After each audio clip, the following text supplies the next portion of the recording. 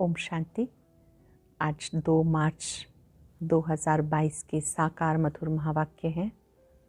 आज की मधुर मुरली में बाबा एक विशेष बात बच्चों को समझा रहे हैं कि अपने ऊपर कृपा व आशीर्वाद करने की सही विधि क्या है।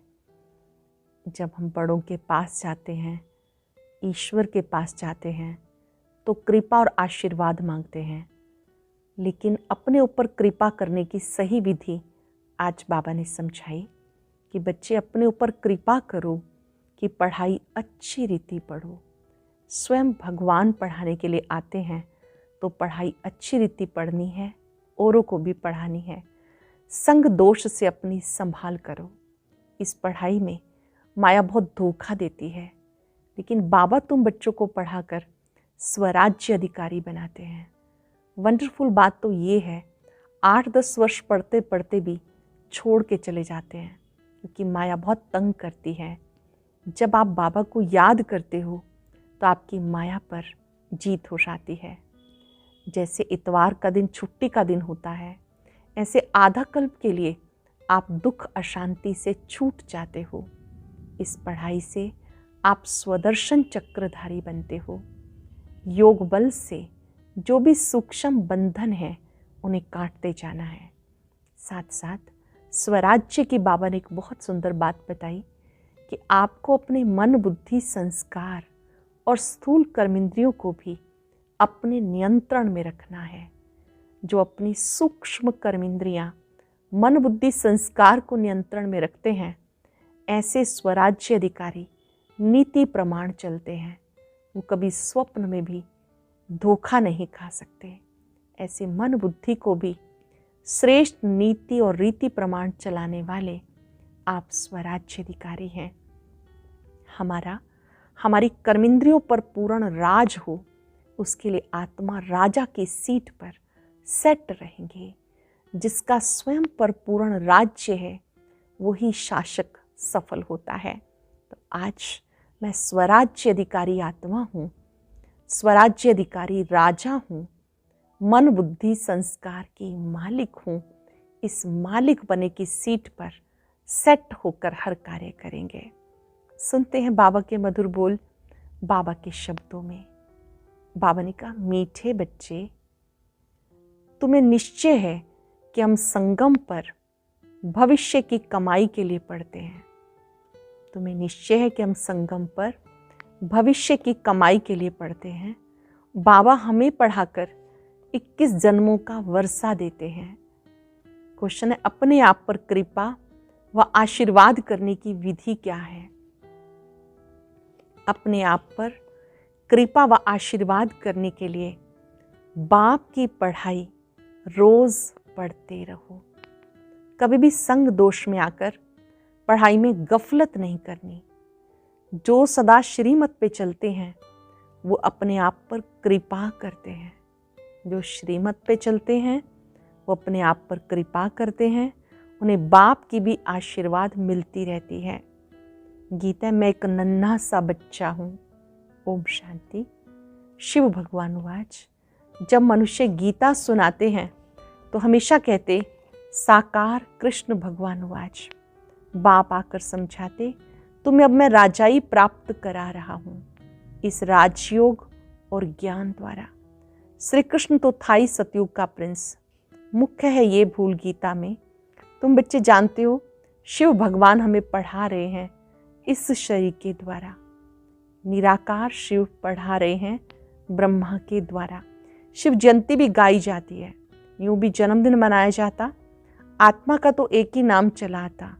बाबा कहते, मैं गर्भ से जन्म नहीं लेता, मैं साधारण शरीर में प्रवेश करता हूँ। आत्मा जब शरीर में प्रवेश करती है तो अंदर चुरपुर करती है। मालूम पड़ता है अंदर आत्मा ने प्रवेश किया है। बच्चे के ऑर्गन्स चलने लगते हैं। ये बात अच्छी रीति समझनी है। और जो भी मनुष्य सुनाते हैं वो कभी ऐसा नहीं कहते कि हम आत्मा तुमको समझाते हैं। वह प्रसिद्ध है शरीर से। ये बाबा तो विचित्र है, इनको अपना शरीर नहीं है। शरीरधारी को कभी भगवान नहीं कहना चाहिए। स्थूल व सूक्ष्म कोई भी हो, आत्मा इन ऑर्गन्स द्वारा याद करती है परम पिता परमात्मा को वो बैठकर मनुष्यों के शास्त्र सुनाते हैं। यहाँ ये नई बात है, भगवान उवाच, भगवान कौन है जिसको सब भगत हे भगवान कह के याद करते हैं। ब्रह्मा विष्णु शंकर के तो नाम जानते हैं, हे ब्रह्मा हे विष्णु कह पुकारते हैं, वो है देवताएं। भगवान कहने से निराकार ही याद आते हैं, निराकार परमात्मा की बंदगी करते हैं। वो कहते मैं भी हूँ आत्मा, परंतु मैं सुप्रीम हूँ। निराकार भी आत्मा है, लेकिन वो सुप्रीम है, परम है। मेरा भी चित्र बनाते हैं, तुम आत्माओं के भी चित्र बनाते। मंदिरों में बड़ा शिवलिंग भी रखते हैं और छोटे सालिग्राम भी, जिससे सिद्ध होता है कि वे आत्माएं हैं, एक परमात्मा के बच्चे। बड़ा शिवलिंग, छोटे छोटे सालिग्राम, इससे सिद्ध है वो पिता और उनके मददगार हैं बच्चे। आत्माएं सालिग्राम के रूप में पूजी जाती हैं। बाप हमेशा बच्चों से बड़ा होता है, इसलिए बड़ा लिंग बनाते हैं। वास्तव में मैं कोई बड़ा सालिग्राम नहीं हूँ। आत्मा साइज में छोटी बड़ी नहीं होती, मनुष्य छोटा बड़ा होता है। बाकी आत्मा जैसी तेरी वैसी मेरी, पर मेरी आत्मा परम है, परे ते परे परम धाम में रहने वाली है। ऊंचे से ऊंचे परम पिता परमात्मा मनुष्य सृष्टि का बीज रूप है। बीज रच्यता को कहा जाता। जैसे जड़ बीज लगाया जाता, उससे पहले झाड़ निकल आता। वैसे आत्मा का रूप देखो कैसा है, शरीर का कितना विस्तार है। तो पहले नई बात ये है कि परमात्मा बाप पढ़ाते हैं। नई बात है स्वयं परम पिता हमें पढ़ाते हैं। ऊंचे से ऊंचा भगवान उवाच, तो जरूर इम्तहान भी ऊंचे से ऊंचा होगा। भगवान कहते हैं मैं तुम्हें राजयोग सिखाता हूँ, जिससे भविष्य 21 जन्मों के लिए तुम्हें देवता बनाता हूँ। फिर उनसे तुम सूर्यवंशी बनो व चंद्रवंशी बनो। मर्तबे तो बहुत हैं। ये सारी राजधानी स्थापन होती है, ये है संगम युग। बाप समझाते तुम इस जन्म के लिए नहीं पढ़ते, ये है भविष्य की कमाई। जो भी कुछ करते हैं वह सब इस जन्म के लिए। मनुष्य समझते हैं आगे का भी क्यों सोचें, जो होना होगा देखा जाएगा। तुम बच्चे निश्चय करते हो हम अगले जन्म जन्मांतर के लिए पढ़ते हैं। बाप आने वाले 21 जन्मों का वर्षा देते हैं, इस निश्चय से तुम पढ़ते हो। बाबा 21 जन्मों का वर्षा देते हैं, इस निश्चय से तुम पढ़ते हो। बिगर निश्चय को यहाँ बैठ ना सके। यहाँ कोई पंडित आदि नहीं पढ़ाते, परंतु निराकार भगवान पढ़ाते हैं। आत्मा को खुशी होती है, हमें बेहद का बाप पढ़ाते हैं। इनको अपना मनुष्य तन तो है नहीं। खुद कहते मुझ निराकार को इस ब्रह्मा तन में आना है। ये अनादि बना बनाया ड्रामा है। तुम्हें बुद्धि में सारा याद आता, मूल वतन में हम आत्माएं रहती हैं। और कोई मनुष्य की बुद्धि में ये नहीं आता होगा कि हमारी आत्मा परम धाम में बाबा के साथ रहने वाली है, जिसको ब्रह्मांड कहते हैं। हम आत्मा हैं, बिल्कुल छोटा सा स्टार, पूजा के लिए बड़ा बनाया। बाकी इतनी बड़ी आत्मा यहाँ भ्रिकुटी में तो बैठ ना सके। कहते हैं भ्रिकुटी के बीच में चमकता है अजब सितारा। स्टार कितना छोटा है, ये अविनाशी बना बनाया ड्रामा है। हर एक आत्मा में अपना अपना अविनाशी पार्ट नूंधा हुआ है, जो हर एक अपना अपना पार्ट रिपीट करता है। इसमें जरा भी कुछ फर्क नहीं पड़ सकता। फिल्म में जो एक बार पार्ट हुआ वह फिर रिपीट होगा, इसमें भूल चूक हो नहीं सकती। ये बातें बिल्कुल नई हैं, कोटों में कोई ही समझते हैं। 8-10 वर्ष वाले भी पढ़ाई को छोड़ देते हैं। क्यों छोड़ देते हैं? संग दोष लग जाता है। ये पढ़ाई ऐसी है, जब तक जीते रहो वहाँ तक पीते रहो, अंत तक ये पढ़ाई चलती रहेगी। ये पढ़ाई हम आने वाले 21 जन्मों के लिए पढ़ते हैं। बच्चों को ये नशा चढ़ता, हमें भगवान पढ़ाते हैं।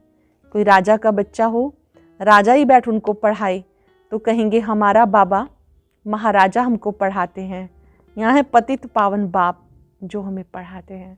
यहाँ पतित पावन बाप है जो हमें पढ़ाते, राजयोग सिखाते हैं। अंदर सदैव बहुत खुशी रहनी चाहिए। हम गॉडली स्टूडेंट, गॉड फादर परम पिता परमात्मा से स्वर्ग का स्वराज्य ले रहे हैं। कितनी सहज बात है। परंतु इस पढ़ाई में माया के विघ्न बहुत पड़ते हैं। चलते चलते पढ़ाई को छोड़ देते हैं। क्या विघ्न पड़ते हैं? चलते चलते पढ़ाई छोड़ देते, ये रूहानी पढ़ाई रोज पढ़नी पड़े। इसके लिए ये टेप आदि का प्रबंध रखा है। मनुष्य पढ़ने के लिए अमेरिका, लंदन में भी जाते हैं। यहाँ तो घर में रहने वाले पूरा नहीं पढ़ते। पढ़ने के लिए मनुष्य बाहर भी जाते हैं। कोई कोई समर्पित हैं, यहीं रहते हैं, फिर भी अच्छी रीति पढ़ते नहीं, समझते नहीं कि परमात्मा हमें राजयोग सिखा रहे हैं। भगवान जो त्रिलोकी नाथ है, वर्ल्ड ऑलमाइटी है, लिबरेटर है, गाइड है, उसकी महिमा देखो कितनी है।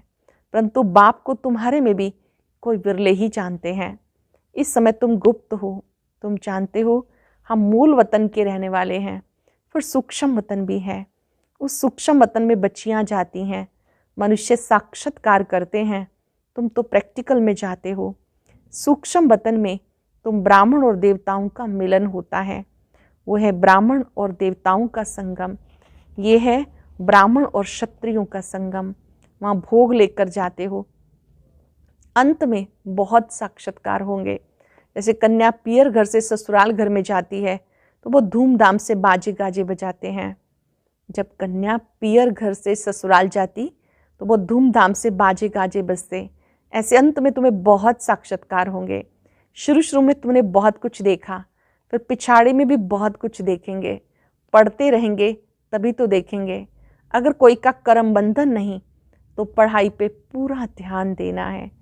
कोई का कोई मर जाता है तो समझा जाता अब ये अच्छी तरह से पढ़ सकेंगे क्योंकि बंधन छूट गया। अब खूब पुरुषार्थ करो, अच्छा पद पाओ। ये नॉलेज बड़ी वंडरफुल है। बाबा बैठ बच्चों को समझाते, कहते बच्चे गफलत मत करो। अंडरलाइन करेंगे बाबा के बोल, बच्चे गफलत मत करो, माया तुम्हारा दीवा झट बुझा देगी। इसलिए बाबा को अच्छी रीति याद करना है और पढ़ना है। जब तक यहाँ बैठे हो डायरेक्ट सुनने से नशा चढ़ता है, बाहर गए नशा गुम हो जाता है। जैसा संग वैसा रंग लग जाता है। बंधन नहीं तो बैठ पढ़ें और पढ़ाएं। चित्र बहुत अच्छे बने हुए हैं, बाबा युक्तियाँ रच रहे हैं।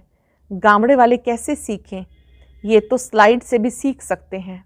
दिन प्रतिदिन इम्प्रूवमेंट होती रहती है। तुम्हारी बुद्धि में सारा दिन स्वदर्शन चक्र फिरता रहना चाहिए। बुद्धि में होगा तभी तो किसी को समझाएंगे, नहीं तो टीचर समझ जाते हैं इसका पढ़ाई में ध्यान नहीं है। देह अभिमान बहुत है, मित्र संबंधी शरीर का भान आदि याद रहता, तभी धारणा नहीं होती। फिर हम कहेंगे तकदीर में नहीं। कितना माथा मारते हैं तो भी श्रीमत पर नहीं चलते।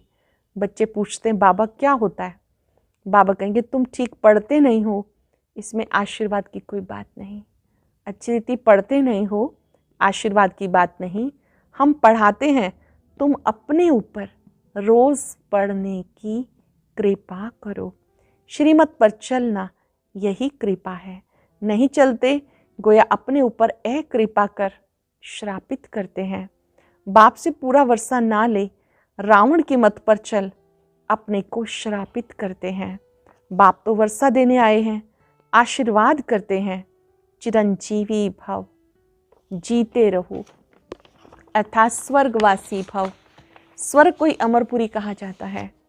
अमरनाथ ही ऐसे आशीर्वाद करते हैं। अमरपुरी के देवताएं पवित्र थे ना। हद के संबंधों आदि से मोह का त्याग करना ही है, बाबा के पास जाना है। बाबा कहते देह के मोह से तुम्हें यहाँ की याद पड़ती है, देही अभिमानी बनो, अंत में तुम्हें मुक्ति धाम तथा सुख धाम की याद पड़ेगी। बाबा को याद करो, देही अभिमानी बनो, ताकि अंत में घर याद आए, मुक्ति धाम और सुख धाम याद आए। शांति धाम और सुख धाम यह है दुख धाम। आदि मध्य अंत, नई दुनिया, बीच की दुनिया और पुरानी दुनिया। जब आधा समय पूरा होता है तब फिर पुरानी दुनिया का नाम शुरू होता। ये पुरानी दुनिया अब नई हो रही है।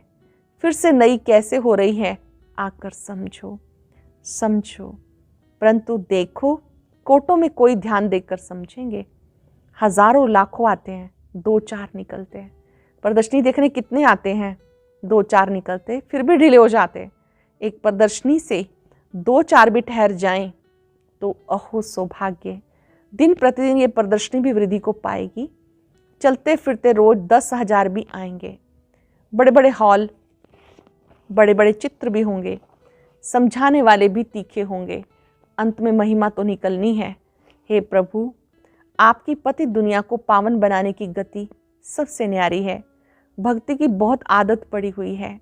दिवाला मारा, कोई मर गया तो गुरु लोग कहेंगे देखा, भक्ति छोड़ दी तब ऐसा हुआ। मायावी विघन पड़ते, श्रीमत छोड़नी नहीं है। वायदा करेंगे कुछ भी हो जाए, बाबा की श्रीमत को छोड़ना नहीं। माया बड़ी मोहिनी है। कितने फैशनेबल हो गए, समझते हैं हमारे लिए यही स्वर्ग है। माया का पंप फॉल ऑफ रावण राज्य है।